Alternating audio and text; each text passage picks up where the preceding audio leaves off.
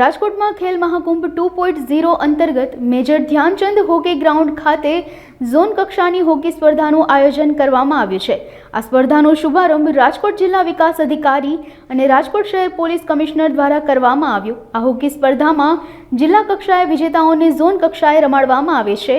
પ્રથમ અને બીજી વિજેતા ટીમ રાજ્ય કક્ષાએ રમવા જશે। આ સ્પર્ધામાં સૌરાષ્ટ્ર ઝોન કક્ષામાં કુલ 7 ટીમોએ ભાગ લીધો છે। આજે સિનિયર પુરુષોની સ્પર્ધા યોજાઈ હતી। આવતીકાલે સિનિયર બહેનોની સ્પર્ધાનું આયોજન કરવામાં આવ્યું છે।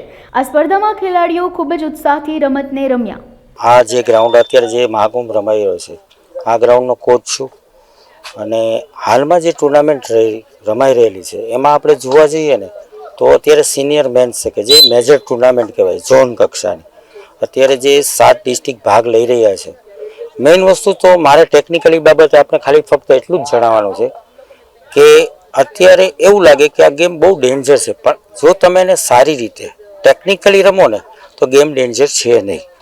આમાં અમુક વસ્તુ તમારે ફક્ત ધ્યાન રાખવાની છે કે તમારા જે અમ્પાયર છે એના રૂલ્સ ફોલો કરવાના, પ્લસ જ્યાંથી તમે જે તે જિલ્લામાંથી આવો છો, જ્યારે તમે રાજ્ય કક્ષાએ કે તમે ઝોન લેવલે ભાગ લેવા જાઓ છો ત્યારે ત્યાં થોડુંક નોલેજ લઈ તમારા કોચિસ પાસેથી કે સર હવે નવા નિયમો શું છે, નવું શું અપડેટ છે, એ બધું ધ્યાનમાં રાખી અને તમે પૂર્ણ તૈયારી કરીને જ્યારે આવશો ત્યારે તમને અહીંયા પૂરેપૂરું રિઝલ્ટ મળશે। હાલમાં અત્યારે આપણે ક્વાર્ટર ફાઇનલ સુધી પહોંચી ગયેલા છીએ, જ્યારે રાજકોટ સિટીની ટીમ છે આપણી જે એ અત્યારે બપોર બાદ સેમિફાઇનલ આપશે અને આ જે અત્યારે મેચ રમાયો છે એમાંથી જે જીતશે એ બી સેમિફાઇનલમાં આવશે।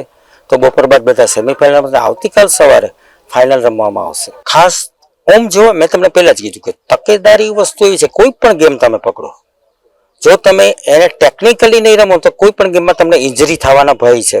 સપોઝ હું તમને સિમ્પલ ઉદાહરણ આપું કે ઘણીવાર છે આપણે જોતા હોઈએ છીએ ગમે એ ગેમમાં કે થોડી વાર અંદર રમે તો થોડી વારમાં એના સ્ટ્રેચ થઈ જાય છે, સ્નાયુઓ રમી નથી શકતા, તરત લંગડાવવા મળે। એના રીઝન આ બધા ટેકનિકલી એ છે કે જ્યારે પૂરેપૂરું બોડી વોર્મ કરવું કોઈ પણ મેચ માટે, કોઈ પણ ગેમ માટે, એ જ રીતે તમારું કુલ ડાઉન કે જ્યારે કે મેચ પૂર્ણ થયા બાદ બી તમારે બેસીને જ જવાનું, તમારું બોડી પૂરું કુલ ડાઉન કરવું જરૂરી છે। આ બધી ટેકનિકલી બાબતો ધ્યાનમાં રાખી અને એનું નોલેજ લઈને જ્યારે આ વસ્તુ તમે જ્યારે એપ્લાય કરો છો ત્યારે તમે સારું રિઝલ્ટ આપી શકો છો। ખેલ મહાકુંભ 2.0 2024માં અહીંયા ઝોન કક્ષાની હોકીની સ્પર્ધા આજે Rajkot major Dhyan Chand hockey ground ખાતે યોજવામાં આવી। ઝોન કક્ષા એટલે સૌરાષ્ટ્ર ઝોન જે છે, જે જિલ્લા કક્ષાના હોકી રમીને વિજેતા થયા હોય એ ટીમો આપણી અહીંયા આવે ઝોન કક્ષામાં રમવા માટે, અને ઝોન કક્ષામાંથી ફર્સ્ટ સેકન્ડ જે વિજેતા ટીમ છે એ આગળ આવનારા દિવસોમાં રાજ્ય કક્ષામાં રમવા જશે।